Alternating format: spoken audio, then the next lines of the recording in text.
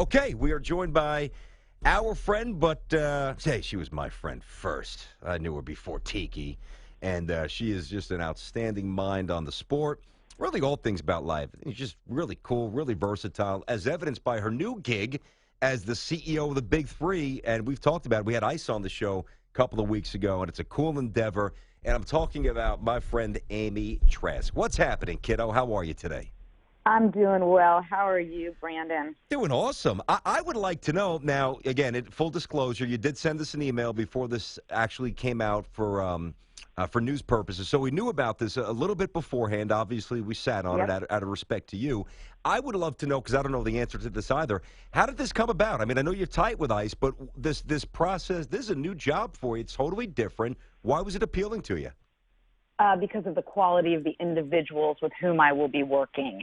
And thank you for respecting the confidence, of course, as my television teammate. And you ain't getting rid of me. I'll be sitting with you in 2 weeks when we do our preview draft show on CBS Sports Network. I love it. So you ain't getting rid of me, BT. Not trying. I'm not trying. Yeah, I know that you're a sensational teammate in every regard.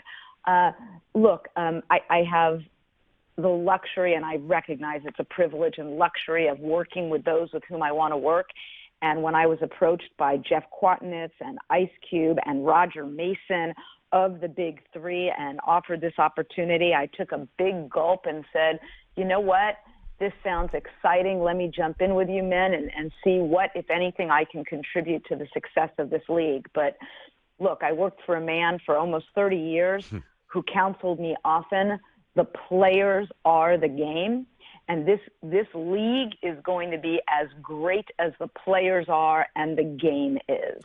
You know what's interesting, Amy? A lot of these, there's a lot of fledgling operations that try to get off the ground, and I usually have a pretty good inner sense. This doesn't feel right. This is lame. This is too ambitious of an initiative. Never going to work for whatever reason. Way before I even, found out about your involvement, and you mentioned Mason. We had him on the show as well, in addition to Ice.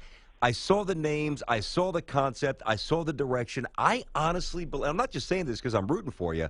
I think that this is going to be really cool.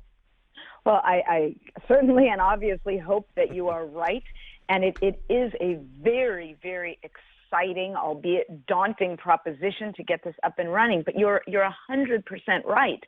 The quality of the individuals, the players who've already said, I'm in, the players are the game. And the quality of the game is look, I learned this all my years with the Raiders. It really doesn't matter how pretty your GL is or how wonderful your accounting system is. It is the quality of the players and the quality of the game. So I am the least important component with respect to all of that. And it's going to be a very daunting and very exciting proposition. And you ask how this arose.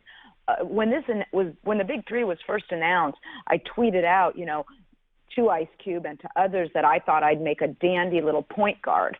Well, as it turns out, they really don't want me to contribute as a point guard, shocking as we may all find that.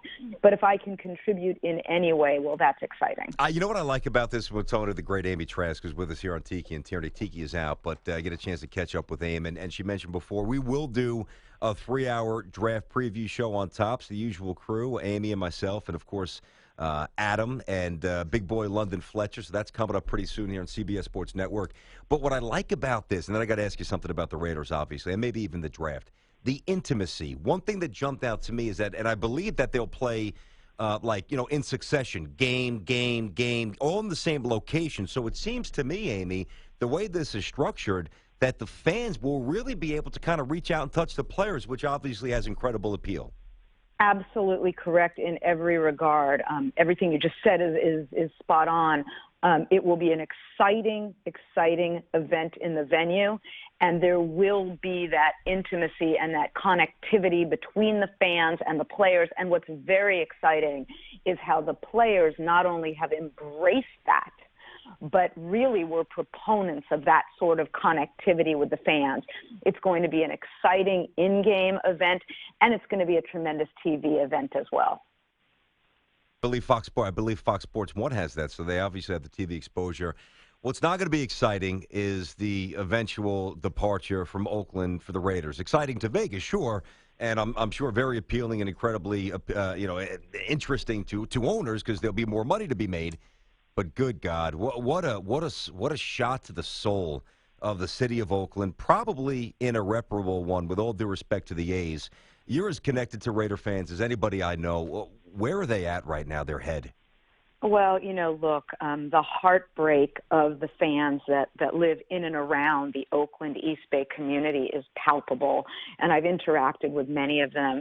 And it really isn't mutually inconsistent for me to both say that my heart hurts for those fans whose hearts will be broken by the move, but that I really do want the best for all Raider fans. And we know, and BT, there are Raider fans not only throughout this country, but throughout the world. Oh, yeah. And, look, there are fans in and around the Oakland area who will continue to support the team during their last year or two in that venue, thinking, well, you know what, I might as well go while I can. Mm-hmm. There will be other fans who say, you know what, I'm done. I can't have my heart broken yet again and continue to support the team.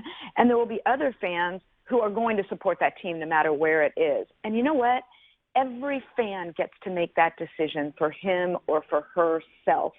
But you are absolutely right. There is that certain je ne sais quoi to the black hole in Oakland that really is irreplaceable. And the team has got to understand, and I'm sure and I hope has considered, that by leaving Oakland and moving to Las Vegas, they are leaving behind something that is really intangible and powerful. Yeah, you can't replicate that emotion. I'm with you. And, I don't know that I would have known this if I hadn't ventured out to the Bay Area for almost 2 years, which I did. That's when I first got to meet Amy. Right. But going down to the black hole before a couple of the Raider games when I was, as a media member, I would talk to somebody, and this clearly.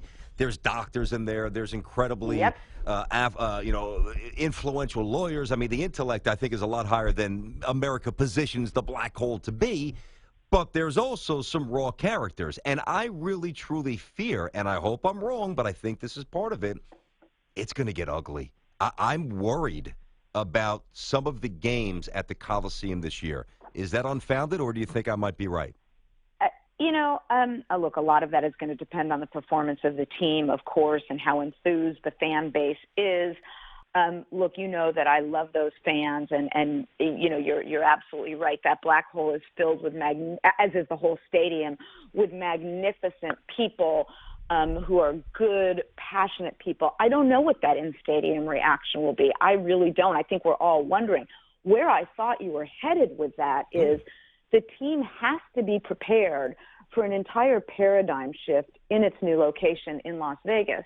Because if you are a fan of a visiting team heading to Vegas to play the Raiders, and you are sitting down in the summer and saying, which one game should I go to support my team? And you see all the different locations, and you think, wow, I'm going to go to Las Vegas for a trip. I think the team's got to be prepared for a loss of that home field environment in Las Vegas. There are going to be a very, very significant number of visiting team fans in the new stadium. And while that's a different paradigm, it's not, remember that scene in The Wizard of Oz where Dorothy wakes up and says, there's no place like home? It's going to be a different home. You know what's amazing, though? I've never seen that in its entirety still. You've never seen The Wizard of Oz? Not from start to finish. No. Okay, I admitted on our pregame, that other pregame show where we share that set on CBS Sports Network, I admitted publicly that I had never seen Seinfeld, and I took a lot of heat for that. But I was with you. I was with you. Okay, exactly. I know. Yeah. I'm just saying, everybody in America, Brandon has never seen The Wizard of Oz.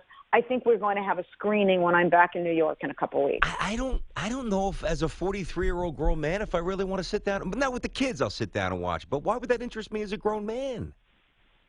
Why? Because I don't know. Well, and by the way, don't sit down with your kids when they're too young. That's a scary movie. Hey, by the way, I mean, I say this, are we getting high watching it? Because everything seriously, everything you hear about, hanging, somebody's hanging, died. I mean, you hear all these wacky stories about, behind the scenes stuff. Maybe that might interest us, but I don't know. Okay, whoa. America, He is teasing, and I'd like the record to reflect this is humor, and I'm not responding to that. Of course, humor is good. Hey, listen, I will see you in a couple of weeks. Have a great trip out here, and congrats on the new post, the new position, CEO of the Big Three. I think they hired the right person, Amy. Thank you very much, kiddo. Thank you, BT, and it's an honor to be your teammate. Same here, kiddo. I'll see you. Thank you very much, Amy.